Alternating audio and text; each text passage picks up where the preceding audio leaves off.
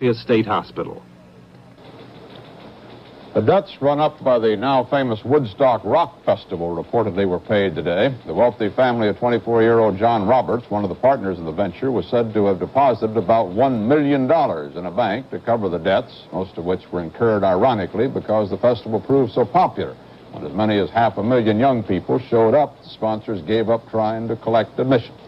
The Roberts family fortune comes from pharmaceuticals. The uncivilized white man is ruining the neighborhood. So the Indians today barred him from 25 miles of a popular Pacific Coast beach in northwestern Washington.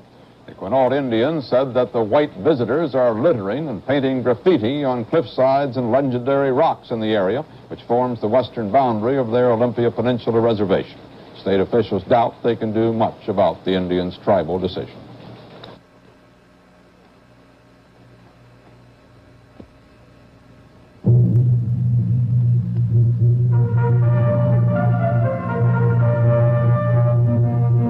Prepare yourself for a little shock and some good news if you ever suffer from acid indigestion.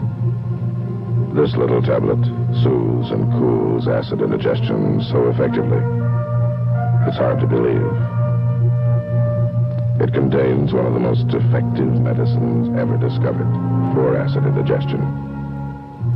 In tests at a famous college, it proved to neutralize excess acid in a matter of seconds. It worked so well, it's hard to believe. Prepared for a little shock. It's Tums, the medicine that's hard to believe till you take it. Tums, it'll make your stomach feel better now. Available in peppermint and 4 more flavors.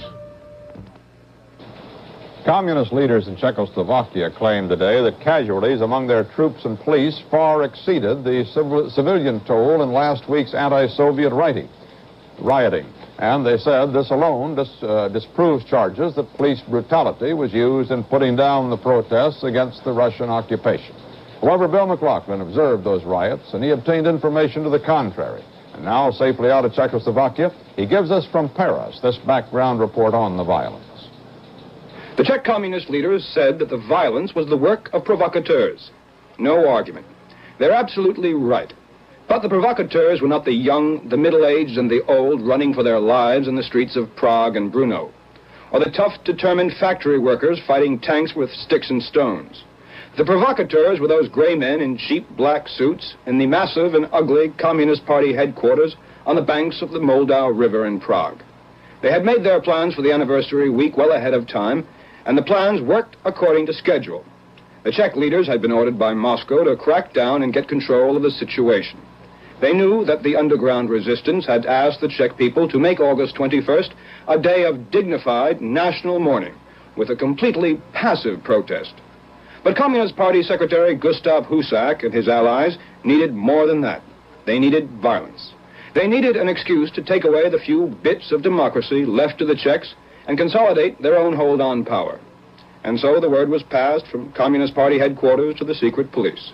Start getting tough. Be brutal. Get the people worked up to the point where they will fight back. It happened. The people fought back, and now the communists have produced a set of emergency laws to control the violence they created. The laws give the government unlimited power, and there are no limits on its appetite to use power. Bill McLaughlin, CBS News, Paris. And that's the way it is. Monday, August 25th, 1969. This is Walter Cronkite, CBS News. Good night.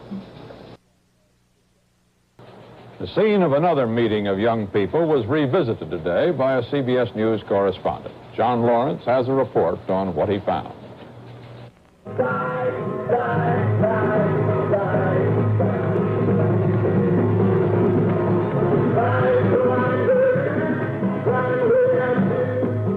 2 weeks ago, the Woodstock Music and Arts Festival attracted 300,000 young people to the tiny Catskill Mountain resort town of Bethel, New York. Today, 7 were still here. The students and hippies were packing up for the trip home to Buffalo, taking along memories of an extraordinary event. They liked it so much, it was difficult to leave. How have you all been getting along with the townspeople last couple of weeks? Really dynamite. Fantastic. Tell me. Well, like we got here, I've been here for about, 3 weeks, close to a month now.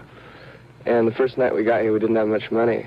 And the policeman named Artie took me and the people that were in my car out to dinner and offered us to let us stay in his house. And it was, they're just out of sight. Everybody on the way in, the people that were coming in, on the last, just before this festival started, there were people out in the road, giving away free food, townspeople and water. Some other young people today were picking up the tons of debris left behind by the crowd, everything from worn-out boots and sandals to toothbrushes. There is much more work to do. The kids have also left behind a controversy. Many of the people who live here are asking why such a spectacle was allowed to happen. I think it has created a deep split in the townspeople. People who were friends and neighbors before are so hepped up about this that those who were friends before aren't friends any longer. And I think this is a sad situation.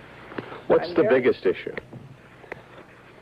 Well, possibly the fact that it might come back again. The moral aspect. And also the moral aspect. There were a lot of good children who came to this, and a lot of them who never smoked pot before, did it that weekend, and a lot of them who never experienced sex before did. And, they were just exposed. These things you can say they would be exposed to anyway, but this was so highly promoted. It was right out in the open. The state police couldn't do anything about it. It was just too big. Some residents are threatening to sue for damages. Promoters of the festival promised to pay all additional costs. They say they are now $1 million in debt. The man who rented his property for the festival, dairy farmer Max Yasgur, disagrees with his angry neighbors. You've got to understand that this festival was contracted for no more than 45,000 people. We felt that we had proper facilities for 45,000 people. When I realized Friday night and Saturday morning that we were getting up close to the 500,000 mark, and there was a sea of people here, I became quite apprehensive. Thoughts flashed through my minds of some other problems that they've had throughout the country. And these kids, these young people, made me feel guilty today because there were no problems. They proved to me and they proved to the whole world that they didn't come up for any problems. They came up for exactly what they said they were coming up for 3 days of music and peace.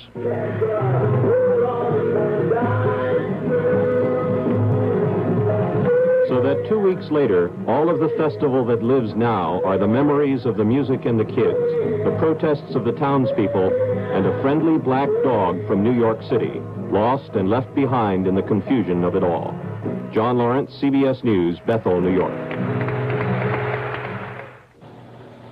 In Richmond, the U.S. Fourth Circuit Court of Appeals has agreed to hear a South Carolina convict suit charging the state penitentiary canteen with price fixing. The prisoner claims the canteen has a captive market and violates federal anti-monopoly laws.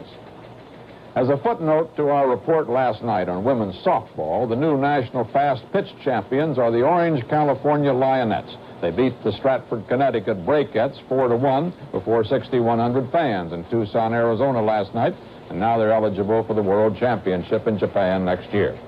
Fast pitch, curves, and all.